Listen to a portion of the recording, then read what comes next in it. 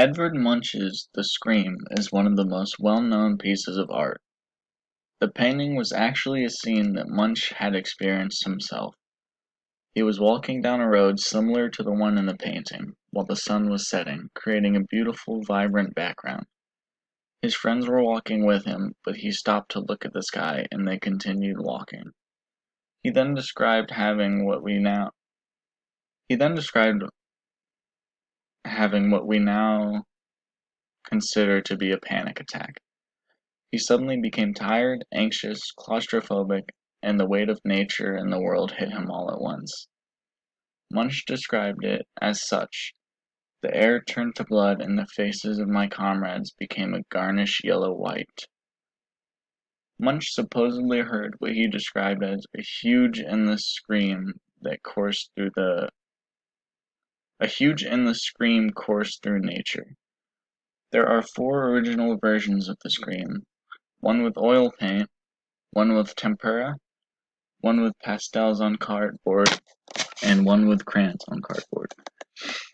In May of 2012, the 1895 pastel-on-board version of the work was sold at Sotheby's for $120 million, making it the most expensive artwork ever sold at auction at the time. The scream consists of an androgynous figure covering its ears to block out the scream that Munch heard. 2 figures stand behind it, looking out at the view.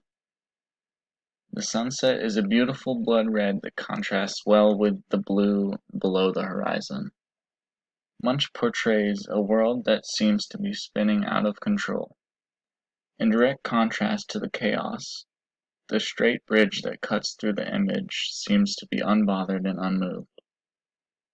Similarly, the 2 figures in the background, presumably Munch's friends, also seem equally unbothered by the scream.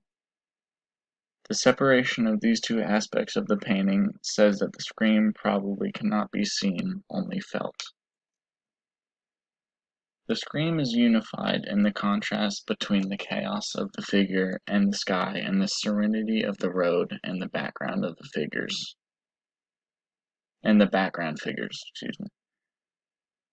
The emphasis is on the figure in the foreground as it is the first thing you see and it is in the center.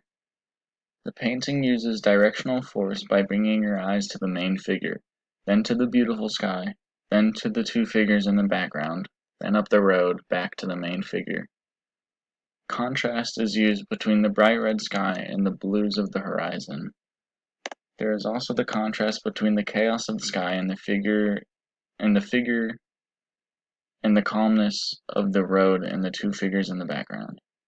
The screen creates a balance due to the bridge in the bottom left-hand corner and the swirling blue near the upper right-hand corner.